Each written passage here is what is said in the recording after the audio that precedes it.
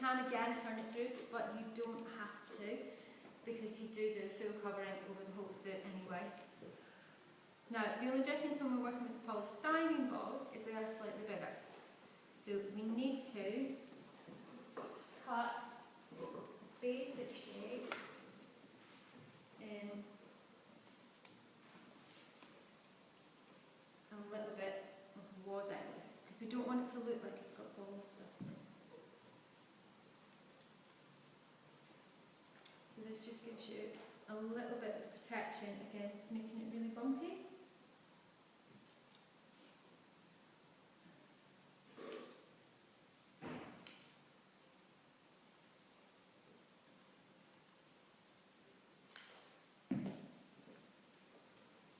And you just want to slide that in, so you need to decide which is your top side and which is your side that's going to get sewn, because this goes on your top side.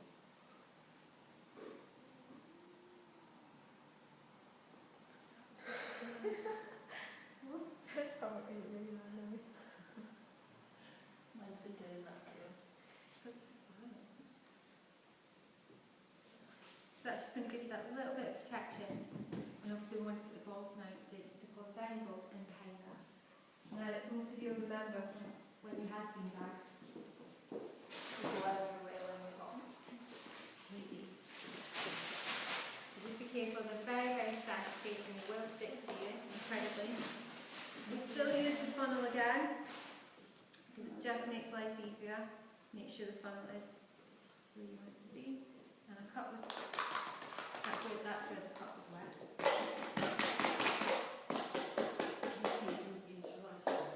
Yeah, don't use rice, that would be terrible, wouldn't it?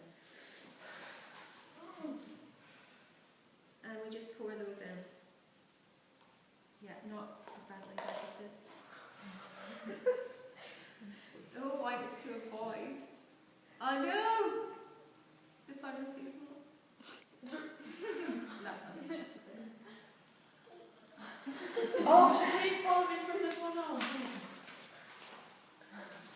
Yes, thanks, Louise. You can, of course, if you don't have a funnel, oh, there they go, make a paper funnel, which you can, of course, make slightly bigger at the bottom, which means they'll all go in much easier.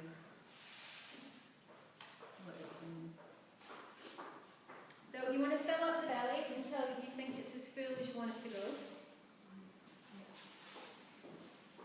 And obviously the weight in here will be a lot less. Just make sure you're always behind you.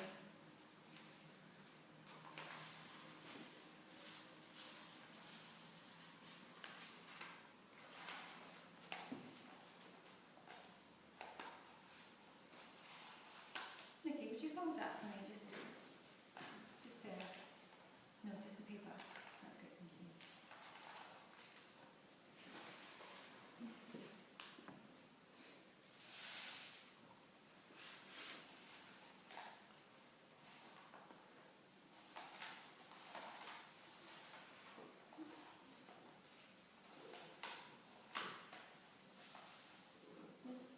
Thank you.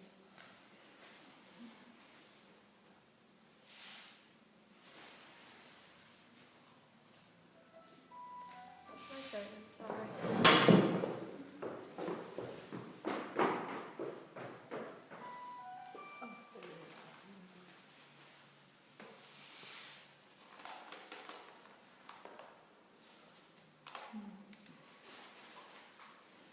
Now you can fill this as much or as little again as you like, depends on the effect that you want. So I'm going to stop there before I literally cover the whole place in polystyrene balls. Thank you, Nikki. And then again, we would either just hand stitch that back together or run it as a little edge stitcher in the machine. Make sure your wadding's at the front. I'm just going to pin this together just now before I turn it upside down, because I usually will.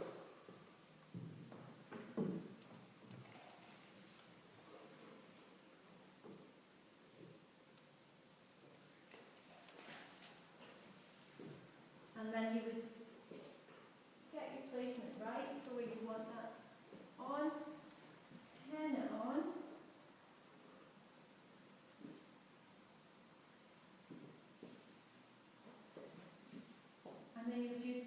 stretch stitch again. Round the edge of that. To just pop that on. At this point, everything looks a bit kind of bitty, but you do a full covering over it anyway, so it won't look like that once you put your full leather covering back over it. You can start to make it all look a bit smoother.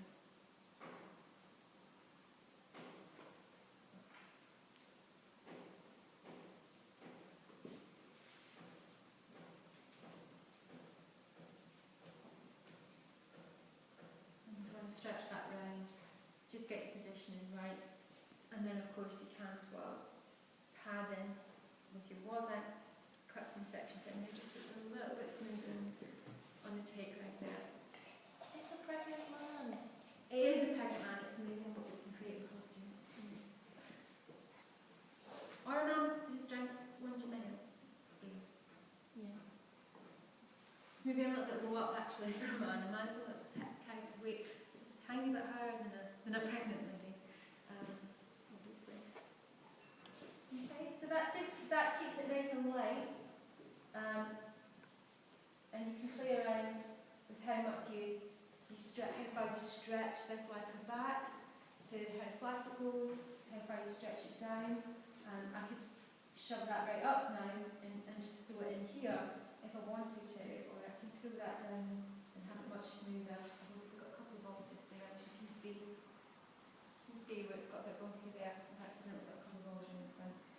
But obviously you want to try and keep all of them behind the wadding so that you don't get that, and you can start to get that in the nice shape. What we want to avoid at all costs, and this is why some people don't actually turn things through. Now I'm saying it's totally up to you, you don't actually have to turn through your edges, your overlocked edges. It's because what you want to avoid is ridges. Now you can ease that out with a little bit of wadding, which is absolutely fine, but you really want to avoid lines.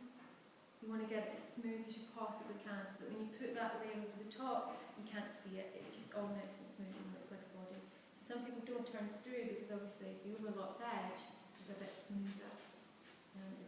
It doesn't come quite smooth. Okay, so we've done how to attach your wadding, how to cut it in shapes, how to do it concentrically, build that up layer by layer. Always making sure that you're cutting two of every single one, even if you're not attaching it.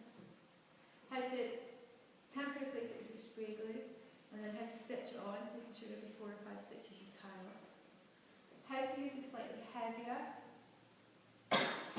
plastic fillets, with a little bit of stuffing and wadding in there. But again, we know that if we come to do rolls that are slightly longer, then we need to put dividers in, which I'm sure you know how to do. That gives you a little bit more weight, a little bit more movement to it.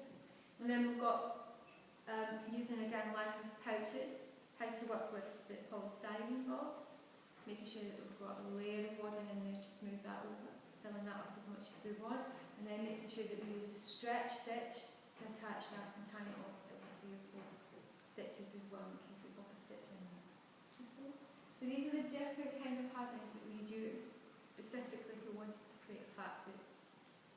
They're a bit softer, a bit more movement in them. These are the types of things that I would use for fat suits. The foam would tend to be used much more for muscle